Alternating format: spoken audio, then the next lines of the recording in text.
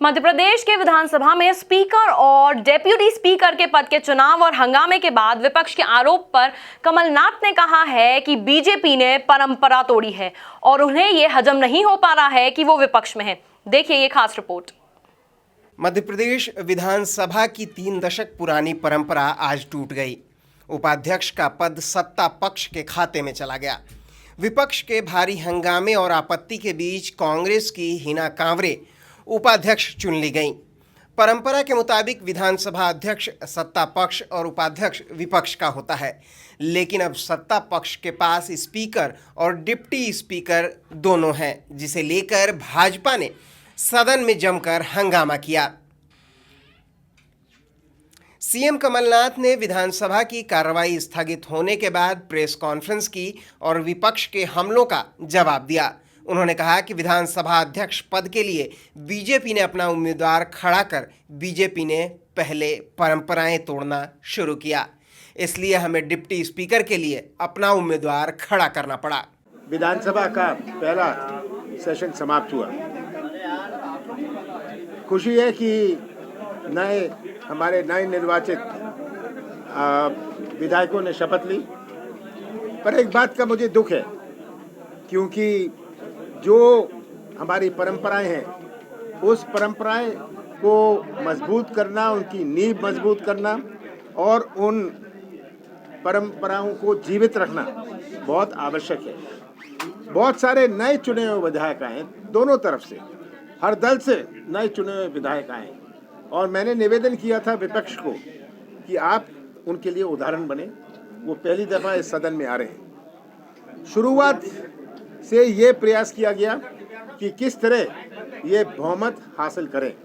पिछले 10-12 दिन से प्रयास किया जा रहा था कि कांग्रेस के और दूसरे दलों के विधायकों को कुछ ना कुछ प्रलोभन देके वे उनका विश्वास हासिल करें, अपनी तरफ लाएं। यही कारण था कि जो परंपरा सालों से बनी हुई है कि स्पीकर शासकीय पार्टी का होता है और जो उपाध्यक्ष है वो विपक्ष का होता है, ये परंपरा बनी हुई थी। ये कारण था कि उनको इस बात का विश्वास था कि कांग्रेस में फूट आएगी, कांग्रेस की बहुमत सिद्ध नहीं कर पाएंगे।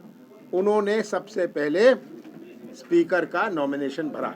कमलनाथ ने कहा कि स्पीकर के चुनाव में हमने बहुमत साबित किया। कांग्रेस के साथ 120 सदस्य थे और बीजेपी के साथ 109। बीजेपी बार बार लगातार कह रही थी कि अल्पमत की सरकार है। उसके आरोप को हमने सदन में गलत साबित किया। नाथ ने कहा कि उनके लिए स्पीकर का चुनाव दूसरे नंबर पर था।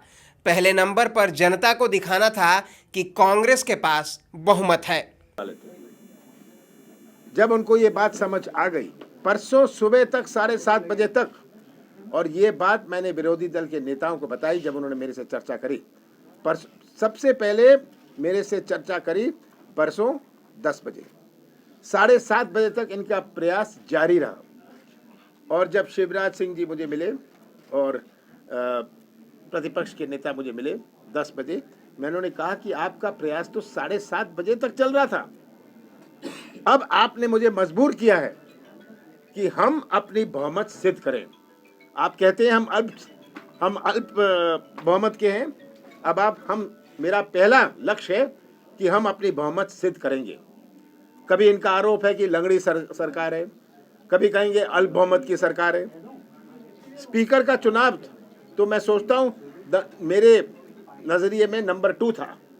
सबसे पहली बात थी कि मध्य प्रदेश की जनता को ये एहसास हो जाए कि बहुमत कहाँ है। जब उनको ये बात समझ आई कि इनके पास बहुमत नहीं है, ये इसका खुलासा नहीं होने देना चाहते थे, इसीलिए हमने वोट करवाई। हमारे 120 सदस्यों ने हमें स्पीकर के पक्ष में वोट दी। 121 थे जो हमारे प्रोटेम स्पीकर थे दीपक सक्सेना, उन्होंने वोट नहीं डाली और इन्होंने किसी ना किसी कारण, वो सब कारण आप जानते हैं, इन्होंने वॉकआउट किया। तो हमारी बहुमत सिद्ध हो गई। अब बात रही डिप्टी स्पीकर की। जब इन्होंने परंपराओं का उल्लंघन किया है, हम क्यों इसका पालन करें? वहीं कमलनाथ ने भाजपा पर सरकार गिराने और विधायकों को खरीदने के भी आरोप लगाए हैं। ये शुरुआत आपने करी और ये आपने एक दफा उल्लंघन कर लिया, अब इसको पूरा करें। उसके बाद हमने तय किया कि हम उपाध्यक्ष का चुनाव भी लड़ेंगे। हमने तो आज कहा हमने उन्हें कहा कि आप वोट करवा लीजिए, इसमें सहमत नहीं थे।